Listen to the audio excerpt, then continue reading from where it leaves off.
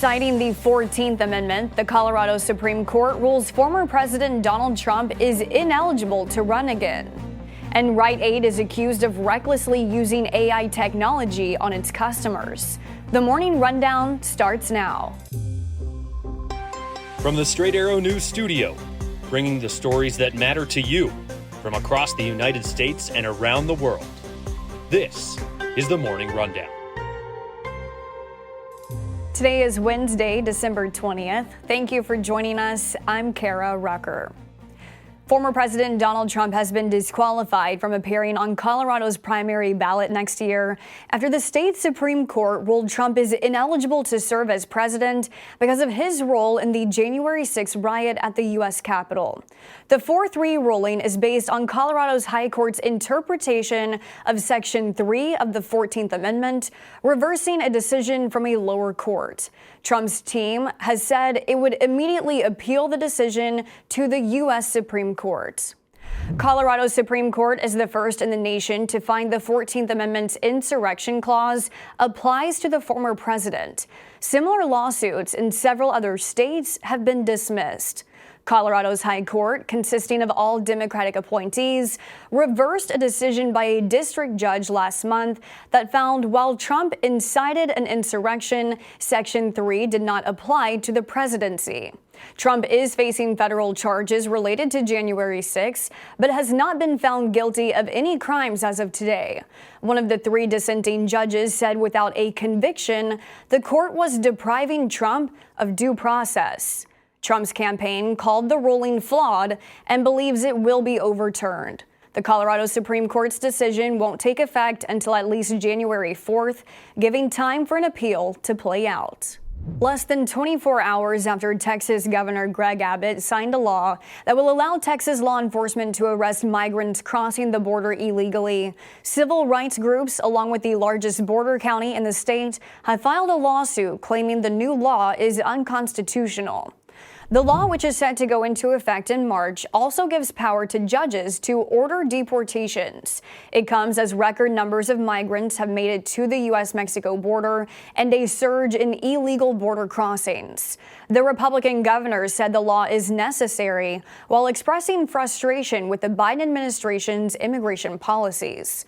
The American Civil Liberties Union says the law is outright unconstitutional, saying in a statement, quote, Governor Abbott's efforts to circumvent the federal immigration system and deny people the right to due process is not only unconstitutional, but also dangerously prone to error and will disproportionately harm Black and brown people regardless of their immigration status.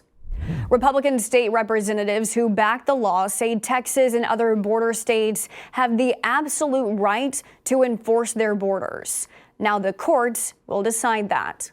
The military promotion holdout is over. Working up to the holiday break, the Senate confirmed a dozen top military nominees on Tuesday, putting an end to Republican Senator Tommy Tuberville's 11-month-long blockade that started over his protest of the Pentagon's policy of reimbursing travel costs for military members seeking an abortion. As time went by and stalled promotions began to pile up, Tuberville faced bipartisan criticism that his tactic wasn't working and affected military readiness. Tuberville dropped his hold for most promotions earlier this month. The blockade officially ended last night when Tuberville agreed to drop all of his objections. Senate Majority Leader Chuck Schumer was then able to get a vote to pass and promote the last 11 military officers. Rite, the pharmacy chain that filed for bankruptcy in October, is now facing another issue.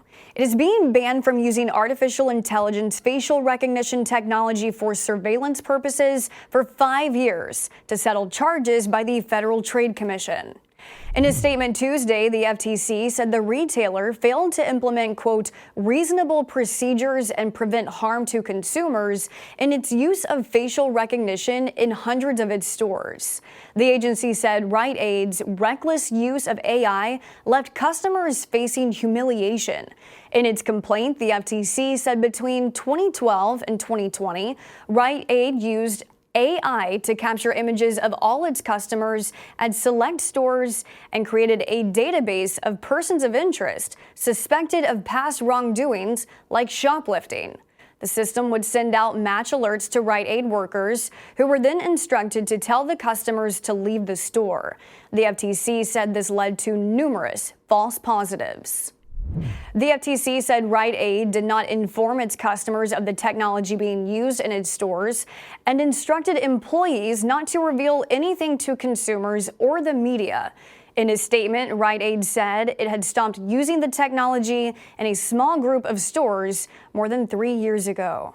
Comcast has announced nearly 36 million of its Xfinity customers' accounts were compromised by a security breach.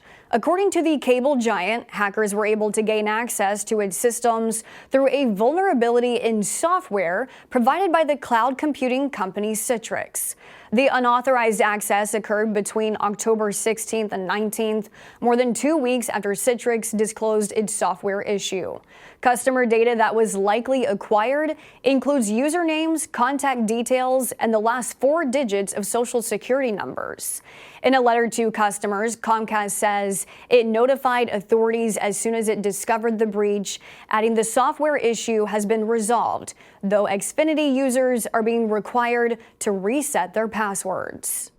Finally this morning, Amazon founder Jeff Bezos is once again reaching for the stars as his Blue Origin rocket took another trip out of this world. The New Shepard rocket lifted off from Blue Origin's Texas facility more than a year after engine troubles led the rocket to crash during a failed launch. This time, the rocket successfully catapulted a capsule containing 33 science experiments from NASA and other groups into space for a few minutes of weightlessness. Both the capsule and the rocket then landed safely back to Earth. Though there was no one on board the tourism rocket this time, following this successful mission, Blue Origin says it is looking forward to returning to passenger flights soon. These are your top stories for this Wednesday. Be sure to subscribe to the Morning Rundown newsletter to get the top stories each weekday morning. Just go to san.com/rundown to sign up. Unbiased, straight facts, that's Straight Arrow News. We'll see you back here tomorrow. Until then, I'm Kara Rucker. Have a great day.